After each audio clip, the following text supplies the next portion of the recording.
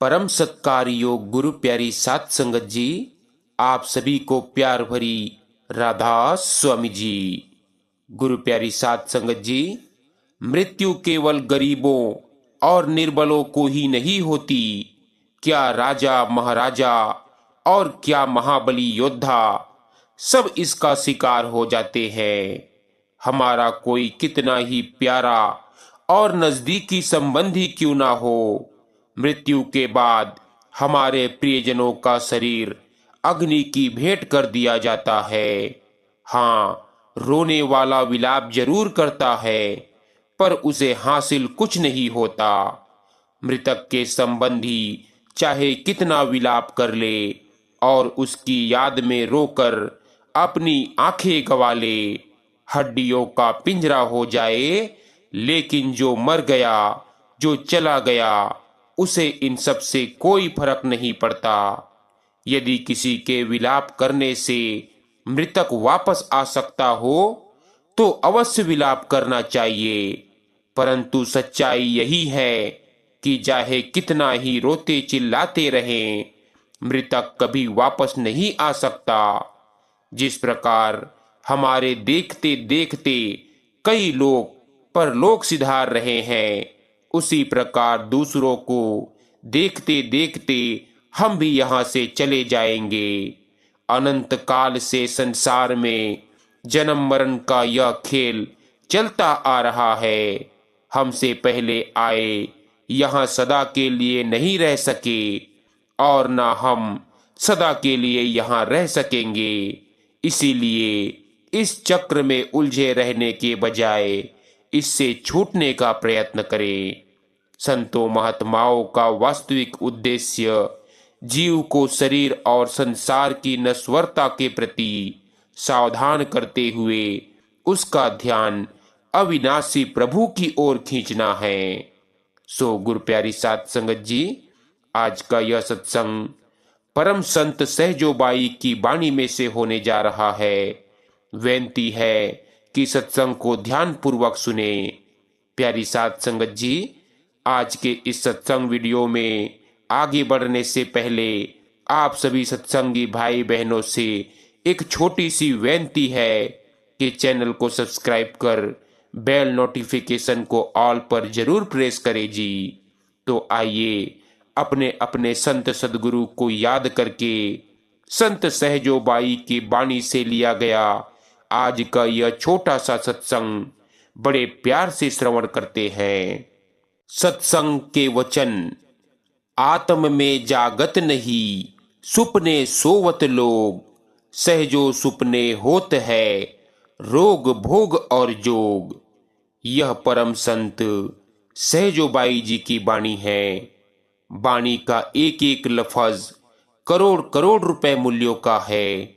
हमें चाहिए कि वाणी की एक एक तुक ध्यान पूर्वक सुने। सहजोबाई ने अपनी वाणी के इस पूरे प्रसंग में इस भाव पर प्रकाश डाला है कि यह संसार सच्चा और स्थायी होने का भ्रम पैदा करता है, परंतु वास्तव में झूठा और क्षणभंगुर है। जीव स्वप्न में जो भी देखता या करता है, उसे वह सब कुछ तब तक सत्य प्रतीत होता है जब तक वह सोया है। ठीक इसी तरह जीव को संसार में सब कुछ तब तक सत्य प्रतीत होता है जब तक वह अपने आत्मिक स्वरूप के प्रति सचेत नहीं होता। उसे इस दुनिया के रोग भोग मेल मिलाप सत्य प्रतीत होते हैं। जैसे स्वप्न में 50 साल का लंबा समय कुछ क्षणों में व्यतीत हो जाता है, उसी तरह जब अज्ञानता दूर होती है तो संसार में लंबे समय का निवास क्षण भर का प्रतीत होता है। स्वप्न टूटने पर उसकी असलियत का पता चलता है। सच्चाई प्रकट होने पर उसे संसार के पदार्थ जो सत्य प्रतीत होते थे, उनका भ्रम दूर हो जाता है। वह समझ जाता है कि शरीर में वास एक स्वप्न ही था। सहजोबाई जीव की ऐसी अवस्था को देखते हुए कहती है कि वर्तमान अवस्था स्वप्न के समान है, जिसमें मृत्यु लोक, स्वर्गलोक और पाताल सत्य प्रतीत होते हैं। लेकिन जब जीवात्मा तीनों लोकों से ऊपर उठ जाती है तो उसे ज्ञान हो जाता है कि संपूर्ण त्रिलोकी जीव को बहकाने के लिए रचा गया एक मिथ्या जाल है। सहजोबाई ने अनेक दृष्टांत देकर इस जगत की नश्वरता को सिद्ध किया है। आप जी कहते हैं, मृग तृष्णा जल साँच है, जब जल निकट न आए, सहजो तब लग जग बंधियो, सतगुरु दृष्टि न पाए। जिस प्रकार रेगिस्तान में दिखाई देने वाला मृग तृष्णा का जल तब तक सत्य प्रतीत होता है जब तक कोई उसके निकट नहीं जाता, उसी प्रकार जब तक जीव को सद्गुरु से ज्ञान दृष्टि प्राप्त नहीं होती, उसे यह जगत सत्य प्रतीत होता है। जिस प्रकार सुबह दिखाई देने वाले तारे अधिक समय तक नहीं रहते, सूर्य के निकलते ही अदृश्य हो जाते हैं, उसी प्रकार यह संसार भी अस्थायी है। पौधे के ऊपर पड़ी ओस की बूंदें मोतियों के समान प्रतीत होती है। उन्हें मुट्ठी में बंद कर लें तो मोती नहीं, केवल पानी रह जाता है। ओस की बूंदें पल भर की मेहमान होती है, सूर्य के निकलते ही लुप्त हो जाती है। अंजलि में रखा पानी धीरे धीरे बह जाता है, अधिक देर तक नहीं रहता। संसार और इसके पदार्थों की भी यही वास्तविकता है। फरमाते हैं, संसार धुएं के कीले के समान है। धुएं से बने कीले में राज सिंहासन पर बैठने का स्वप्न कभी सत्य नहीं हो सकता। इसमें स्थायी ठिकाना बनाना असंभव है। जिस प्रकार परछाई की कोई वास्तविकता नहीं होती, उसी प्रकार इस संसार की भी कोई वास्तविकता नहीं है। इसीलिए आप जी ने फरमाया, ज्ञानी को जग झूठ है, अज्ञानी को साच, कोट लाल कागद लिखे, सहजो बैठा बाँच। अज्ञानी जानत नहीं, लिपत भया कर भोग, ज्ञानी तो दृष्टा भय, सहजो खुशी न सोग। फरमाते हैं कि अज्ञानी मनुष्य इस संसार को सत्य समझता है। वह किताबें, ग्रंथ आदि लिखकर लोगों को तो ज्ञान देता है और खुद विषय भोगों में लिप्त रहता है, लेकिन जिसे अपने अंतर में परमात्मा का ज्ञान हो जाता है, वह संसार की वास्तविकता को प्रत्यक्ष देख लेता है। वह सुख दुख की अवस्था से ऊपर उठ जाता है। काल उसे अपना ग्रास नहीं बना सकता। अब आप एक छोटे से बच्चे का बहुत ही सुंदर उदाहरण देकर कहते हैं, जैसे बालक जल विषय देख देख डर पाए, समझ भई जब भरम था, सहजो रहे खिसाए। कहते हैं, जैसे बच्चा पानी में अपनी परछाई देखकर डर जाता है, लेकिन जब उसे वास्तविकता का पता चलता है तो उसका डर दूर हो जाता है।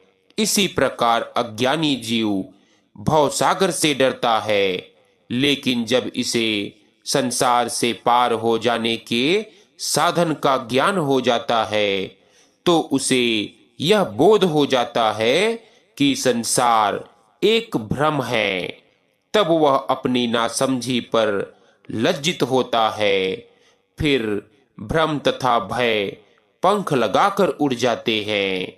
सहजोबाई कहती है, मेरे गुरु चरणदास जी का उपदेश है कि मनुष्य जन्म का अमूल्य समय शीघ्रता से बीता जा रहा है। बीत चुका समय दोबारा वापस नहीं आने वाला और न ही मनुष्य जन्म का अमूल्य अवसर बार बार मिलने वाला है। संसार मदारी के खेल के समान है। इसे सत्य समझने के भ्रम में नहीं पड़ना चाहिए। अंत समय जब यमदूत लेने आ जाते हैं तो ना संसार की कोई वस्तु साथ जाती है और ना ही कोई मित्र संबंधी यार दोस्त सहायता कर सकते हैं। हमें संतों की शरण प्राप्त करके प्रभु भक्ति में लगना चाहिए ताकि संसार में आने का उद्देश्य पूरा करके अपना अनमोल जन्म सफल कर लिया जाए। अब आप जी अगली तुक में हमें भक्ति के लिए प्रेरणा दे रहे हैं। आप जी कहते हैं, सहजो भज हरि नाम को तजो जगत सूने, अपना तो कोई है नहीं अपनी सगी न दे। मन माही बैराग है ब्रह्म माही गलतान, सहजो जगत अनित्य है आत्म को नित जान। सहजोबाई जीव को प्रभु भक्ति के लिए प्रेरणा देती है कि जब संसार के भोग और संबंध क्षण भंगुर है और यह शरीर जिसे हम अपना समझते हैं वह भी सच्चा और स्थायी नहीं है, तो इसे जगत का मोह त्याग कर परमात्मा के नाम की आराधना करनी चाहिए। जब यह प्रभु भक्ति में लीन हो जाता है तो मन में वैराग्य उत्पन्न हो जाता है। तब इसे ज्ञान होता है कि यह संसार नाशवान है, स्थायी केवल आत्मा है। संत जन यह नहीं कहते कि संसार के काम काज छोड़ दो या अपनी शारीरिक जरूरतों की तरफ ध्यान ना दो, न ही वे घर गृहस्थी की जिम्मेदारियों से मुंह मोड़ने का उपदेश देते हैं। वे समझाते हैं कि मनुष्य जन्म का मुख्य उद्देश्य प्रभु की भक्ति करके उससे मिलाप करना है। इसीलिए प्रभु की भक्ति को प्राथमिकता देकर संसार में आने का अपना मुख्य उद्देश्य पूरा करनी चाहिए। इसके विपरीत जो जीव इस मायामय संसार के सुख भोगने में ही व्यस्त रहेगा वह इस संसार रूपी जेल खाने का कैदी ही बना रहेगा और अपने परम धाम के स्थायी सुख और परम आनंद से वंचित रह जाएगा। अब देखो, गफलत में पूरा जीवन बिता रहे जीव को सहजोबाई क्या चेतावनी देते हैं। आप कहते हैं कि हे अज्ञानी, उम्र के हर पड़ाव को तुमने व्यर्थ के कार्यों में गंवा दिया। हरि के नाम का सुमिरन नहीं किया। तन छूट जाने पर जब तुम धर्मराज के दरबार में पहुंचोगे तो वहां तुमसे पूछा जाएगा कि तुम्हें संसार में किस काम के लिए भेजा गया था। तुमने तो संसार में अपना जीवन पेट भरने और तन को संवारने में गुजार दिया। तुमने सारा दिन दुनियावी धंधों में और सारी रात सोने में गुजार दी। जो काम करना था वह तो किया ही नहीं। हे जीव, उस समय तू क्या जवाब देगा? फिर यमराज तुम्हारे पाप कर्मों की सजा देगा। अब मृत्यु की अवस्था को लेकर क्या कहते हैं? बुढ़ापे में जीव की दुर्दशा का चित्रण करके आप हमें समझाने की कोशिश कर रहे हैं कि हर पल मृत्यु की ओर बढ़ते जीव की अवस्था बयान करके आप कह रही हैं कि जीव बुढ़ापे के कारण कभी एक रोग से पीड़ित हो जाता है तो कभी दूसरे से, पित्त जाता है तो वायु का रोग घेर लेता है, यह रोग जाता है तो कफ दबोच लेता है, कफ जाता है तो गला रुक जाता है और जीवित रह पाना असंभव हो जाता है। सांस रुक जाती है और शरीर की शुद्ध बुद्ध नहीं रहती। संगी साथी इकट्ठे हो जाते हैं। वे आंखों में आंसू भरकर प्रेम और सहानुभूति का दिखावा करते हैं। कोई हाय हाय करता है कोई दवाइयाँ लेने के लिए भागता है। रिश्तेदार उससे पूछते हैं कि यदि कोई धन कहीं छिपा कर रखा है या किसी को कर्ज पर दिया हुआ है तो वापस लेना है तो उसके बारे में बता दो। उस बेचारे को अपनी होश नहीं होती और ऊपर से यमदूत कड़ी यातनाएं देकर उसकी हालत दयनीय कर देते हैं। जब मृत्यु का समय आता है तो जीव पांव पसार कर लेटा रहता है। उसकी आंखें खुली रह जाती है, नाड़ियां साथ छोड़ देती है और आंखों की ज्योति बुझ जाती है। यमदूत सिर पर खड़े हैं और लोग राम राम का जाप करने की नसीहत करते हैं। सारी उम्र तो परिवार के मोह में फंसकर राम नाम की ओर ध्यान नहीं दिया। अब अंत समय ध्यान उधर कैसे जाए? यदि सारा जीवन नाम की ओर ध्यान रखता तो अंत समय इसकी हर तरह से रक्षा और संभाल होती। नाम का अभ्यास करता रहता तो इस समय अपने आप मुंह से राम राम निकलता। शरीर को भी दुख ना सहन करना पड़ता और यमदूत भी ना आते। लेकिन इसके विपरीत जीवन भर इसका मन परिवार के मोह में अटका रहा और अंत समय परिवार ने ही घर के स्वामी को घर से बाहर निकाल दिया। सहजोबाई कहती है कि हे जीव, जब समय रहते तुमने गुरु की खोज करने की कोशिश तक नहीं की तो अब क्या हो सकता है? इसीलिए अब अपना किया भुगतने के सिवाय कोई चारा नहीं। कहते हैं जम की सूरत देख कर सुधी बुद्धि गई नसाए, सहजो जो संकट बनियो मुखसु कहियो न जाए। कि मृत्यु के समय जब यमदूत सामने आकर खड़े हो जाते हैं तो उनकी शक्ल देखकर होश हवास गुम हो जाते हैं तथा ऐसी ऐसी यातनाएं सहन करनी पड़ती है जो वर्णन से परे है। उस समय बड़ी दर्दनाक पीड़ा होती है। ऐसा लगता है मानो 1000 बिच्छू एक साथ डंक मार रहे हो। यमदूत इसे पकड़कर धर्मराय के सामने पेश करते हैं। पहले भी हर जन्म के अंत में इसके साथ ऐसा ही होता रहा है। वहां यह अनेक प्रकार की यातनाएं सहता है और नरकों के दुख भोगता है। इसके बाद फिर उसे 84 के चक्कर में डाल दिया जाता है। इस मृत्यु लोक में आयु पूरी हो जाने पर जीव के पाप कर्मों के कारण उसे बांधकर फिर से नरक में फेंक दिया जाता है। नरक अति गंदे और भयभीत कर देने वाले हैं। वहां पापी करुणा भरी पुकार करते हैं परंतु उनका दुख सुनने वाला कोई नहीं होता। नरक का भयानक दृश्य चित्रित करते हुए सहजोबाई कहती है कि अनेक जीव घोर नरकों में दुख भोगते हैं। अनेक स्तंभों से बंधे खड़े रहते हैं।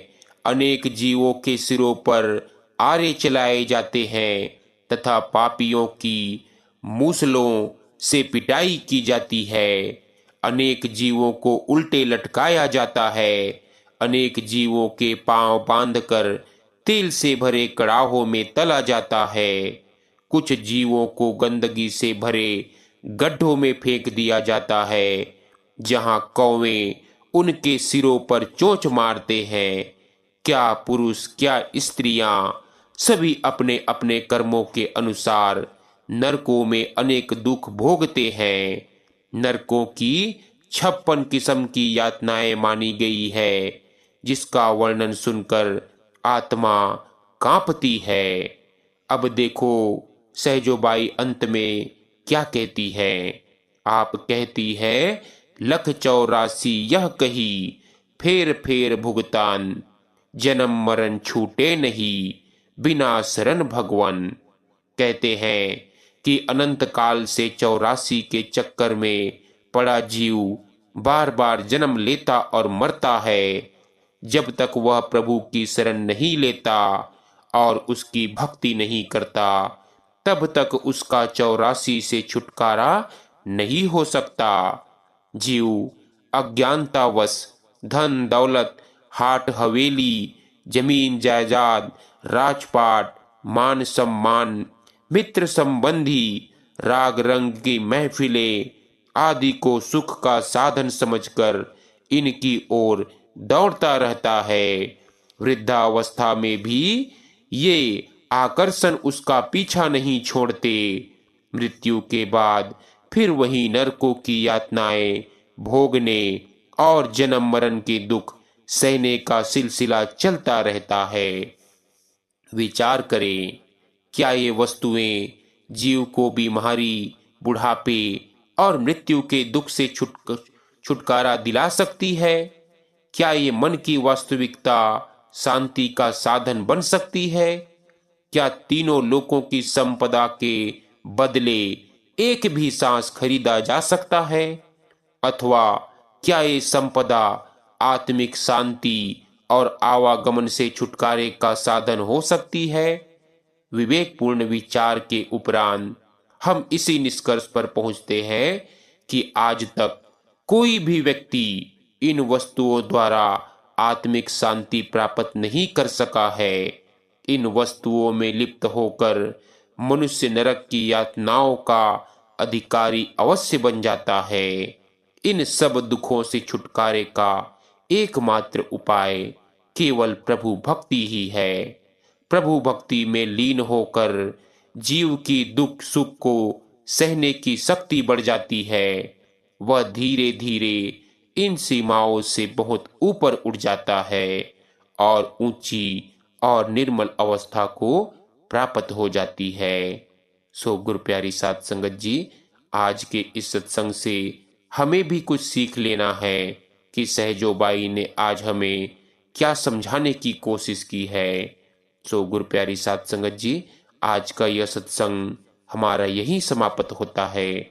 मिलते हैं एक नए सत्संग वीडियो के साथ। तब तक के लिए आप सभी को प्यार भरी राधा स्वामी जी।